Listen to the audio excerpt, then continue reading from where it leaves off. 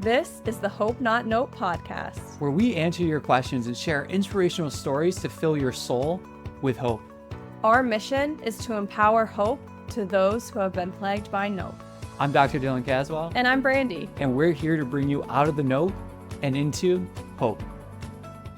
Welcome back to the Hope Not Note podcast. Thank you so much for tuning in. We are thrilled that you are listening. Our question is from a listener named Kelsey, and they asked, what are the benefits of meditating daily? Kelsey, thank you for that question. There's a lot of benefits that we could just go on with because it's not a new practice. It's something that is traced back many, many, many, many years from many different cultures, many different spiritualities. There's a lot of benefits. Yeah. But I will say that the main benefit is to achieve stillness. Rest is not stillness. You do not need more rest. You need more stillness. These are not synonymous with each other. Quick example, resting could be vegging out, binge watching Netflix, eating junk food, just having one of those days, like the full rest day. Stillness can be achieved with your work. It's the project that you wake up at 7 a.m. and then all of a sudden it's 6 p.m. and you're like, oh crap, I need to stop working. Like I need to go home. You achieve stillness in that day.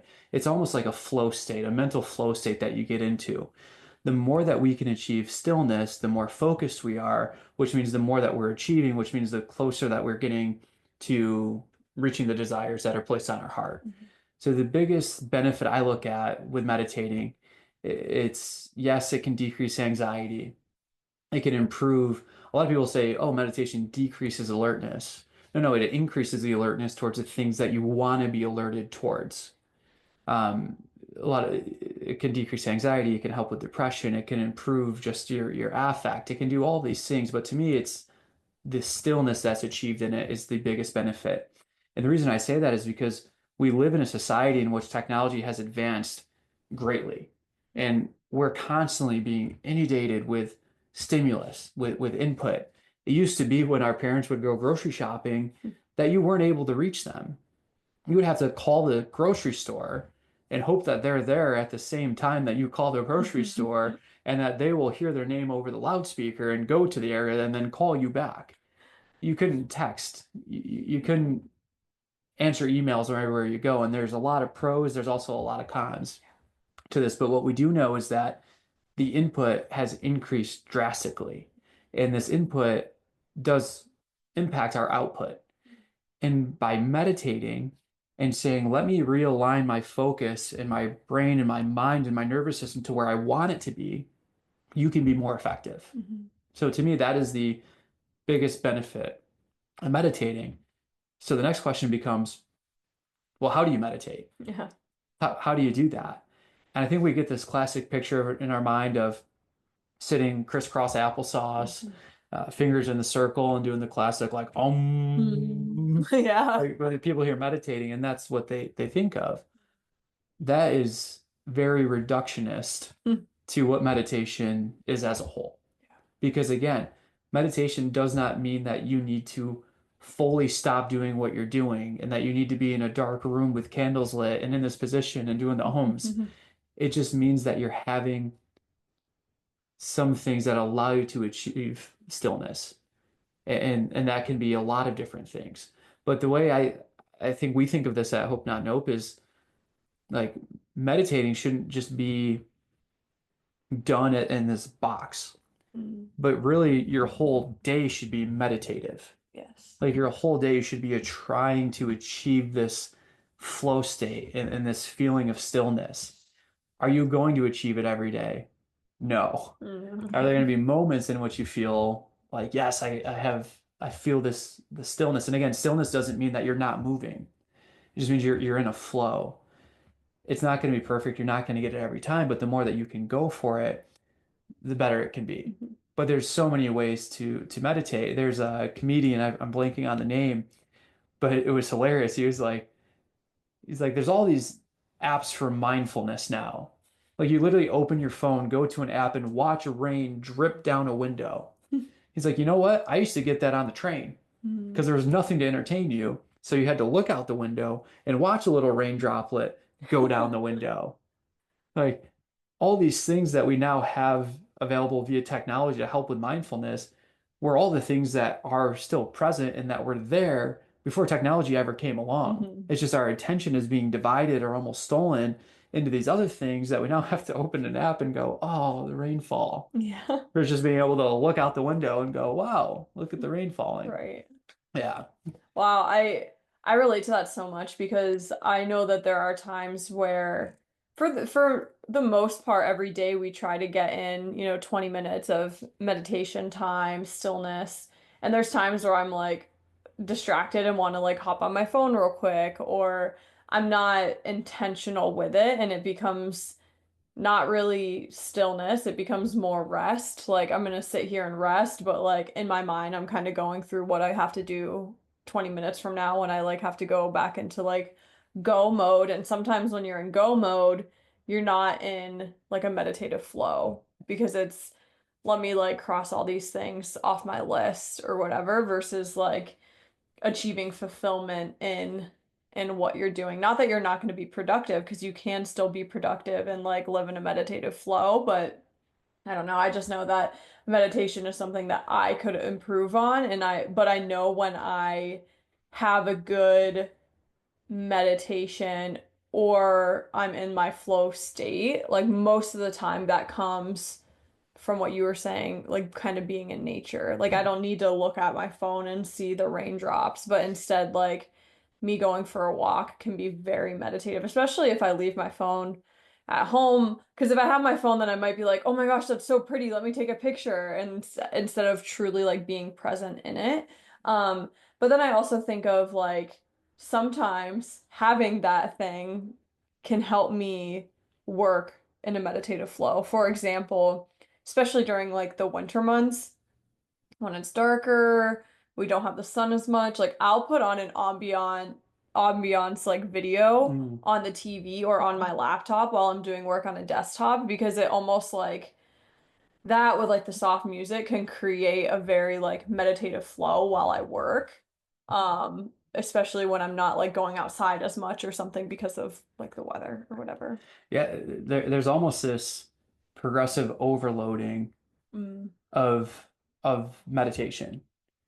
And I think let's kind of paint that out because people hear meditation and I do think they think of the classic meditation pose Hmm. and they're like, great, when am I going to find time in the day to do that? And they're, wake up at 4:30, meditate for 30 minutes, get up and then do a stretching routine and then walk and then make all this food that you grew in your backyard and then go work your full day and then go like, okay, not achievable, not realistic. Mm. That is a false hope framework Hmm. that most people are just not going to be able to Some do. people can do it, but like most people, if that's not near your lifestyle, switching to that lifestyle dramatically is not gonna Right. work. Well, and then in the environment, imagine like us trying to keep a garden going in upstate New York through the winter. Right? Like just not Not achievable. happening.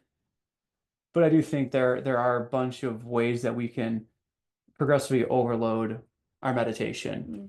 And one simple way, right? Because when we look at meditation, the goal of meditation is to direct your attention. And we've talked about this before of giving your attention intention. Anytime you give your attention intention, you're meditating. Anytime I sit down on the computer to do work and I close out unnecessary tabs, I'm meditating. Mm. It's just a very low load of it, right? It's the equivalent of like when you stretch, that's a very low strain on a muscle and tendon unit. But if you do it for a prolonged period, you can get very small strength effects. But it's very small compared to doing a strengthening exercise. Mm. So closing out a tab and remaining focused on the task at hand, that is a very small dose of meditation, but it's something achievable that I can start with, right? So now I can start to use things in the environment to help me through a flow state, putting on music in the background, trying to limit distractions, putting my phone on do not disturb, all these little levers that you can pull to then now increase your ability to meditate or to be in a flow state or to direct your focus. Then, we're looking at, well, how do we overload it from that point? Well, now what does the music do? It occupies some of your brain space so that you don't have to be disciplined as much. You don't have to be as much disciplined to control the thoughts that are coming up because the music is helping. So the next progressive overload is now saying, can I do this without the music aiding in this to continue to grow in it? Once you're able to achieve that, hey, I could meditate and I didn't need the music background. All right, great. Now, are you able, and this is to me is like the hardest step and the final step, are you able to meditate in a distracting environment? Mm. Because that's the world that we live in. Unless Yeah. you're a monk and you have like these quiet times and Yeah. rooms and all that, but like you're on a subway, you're at a family function, like can you stay grounded and keep your brain, your mind focused while everything is tugging at you to not achieve that. Mm. Like to me, that is mastery. When you can achieve that, like you have like you are the meditator. Like Yeah. you have earned that label. I'm just envisioning like a WWE belt given to that person. Like, the meditator. Yeah. I love that. And I think that this question helps me personally want to be more intentional with meditation on a regular basis and how I can achieve that personally, but I hope it's doing the same for our listeners as well. Yeah. And we've talked a bit on dosage in reference to things like toxins. Mhm. Well, same thing with dosage with meditation, that it's not this like one dose that you get at one point. It's how many accumulated doses do you get throughout the week. Mhm. So like people, oh, I tried it for 10 minutes and I didn't really get much from it. Mhm. Well, you got to keep up with it because this is something of a dosage that you do want to increase. Like Mhm. you do want to improve upon. And in reference to toxins, there's a dosage that it's not toxic. It's actually going to help you become more adaptable. And then there's a dosage that becomes, okay, now this is a toxin. Mhm. So same thing when we look at things on the other end of the spectrum, things that are positive or things that we look at to improve health benefits, the dosage of this matters. Mhm. And the more consistent that you can be with this, the better that you're going to be equipped to achieve it. Yeah. I also want to give like a quick tip or trick. And if you have a quick tip or trick as well, feel free to share. For me, I know that when I'm um not doing like a busy work meditation, but really like sitting and trying to like almost like calm myself, the thing that helps me the most is like focusing on my breathing. Mhm. And if I can really like still my breathing down and maybe have like a phrase that I'm like repeating to myself, like that helps me be able to like meditate and achieve stillness within like that 10-minute period that you were just suggesting. And so that's my little tip is if you're like, okay, I heard this episode, I want to try to be more intentional and put in a specific time that I'm meditating and then also trying to see how I can achieve it throughout the day as well. That's a little tip that helps me is like really grounding myself and like intentional breathing. Yeah, it's the classic blocked practice into random practice. Hmm. Like block practice, having very specific time that my focus is on controlling my breath and realigning my alertness to what I want it to be focused on. Hmm. Like that is block practice. And what I found to be really cool with meditating daily, because I've now practiced it for 4 years maybe, is that the progression of this, at least to me, is less time Mm. because you're able to get into the block practice and instead of needing 23 minutes to get into this state in which you're realigning your thoughts and your brain, your mind, you do it in 12 minutes. Oh, now you can do that in 3 minutes. Now you can do that in 1 minute. Now you can do that in 30 seconds. Now you can do that in 30 seconds in a busy environment. Now you can do that in 30 seconds when someone is at you trying to get you to react and you're Mm. going, "Mm-mm, I have tools to allow myself to be able to respond." Yeah. So there's always, similar to exercise, there's always ways to grow. Hmm. The challenge is always there, which to me makes it fun Hmm. of like you keep getting better, but there's always a little bit more that you can go. Hmm. Awesome. Hope stories? Yeah, why don't you kick us off? All right, my hope story. I was traveling recently and I got to go to Disney Springs in Florida. If you don't know what that is, basically it's like next to Disney, but you don't have to pay to get a ticket, but instead it's like a bunch of outside shops and like restaurants and things like that. So I had a layover and I got to spend the day with my mom. She like drove over from where she lives in Florida and we got to spend the day together. Anyways, it was really cool because we were walking around for a couple of hours and then we ended up seeing this like show going on. And so we sat down and the show was a mother-daughter duo and they were almost like a circus act. And it was really cool because we were looking at them both and my mom had made a comment of like, how old do you think that one lady is? And from my perspective, I was like, honestly, she could be like in her late 20s, early 30s, and maybe just like has a little bit of wrinkling going on. Or she could be in her 50s. Like I really like could have put her as any age. And then the other woman looked like she was, in her late 20s, early 30s. And so I just assumed they were both within the same age range of each other, maybe five-year difference, and that's it. And then they said that they were a mother-daughter duo. And I was just so impressed because they were riding unicycles, they were juggling, they were standing on like balls and like walking on like these massive balls. Um, they were doing like really cool hula hoop tricks and all this stuff. And I was just, and the one was doing splits, and I was just watching them in such awe because, there's probably like a 20-year age difference, and the one was probably in her like 40s or even her 50s, and she was doing splits and walking on this cool ball and juggling and all these things. And I just sat there and watched, and I was like, oh my goodness, these women are athletes. Like, it was so impressive. I can't juggle. I can't really hula hoop. I can't do a split, like all these things.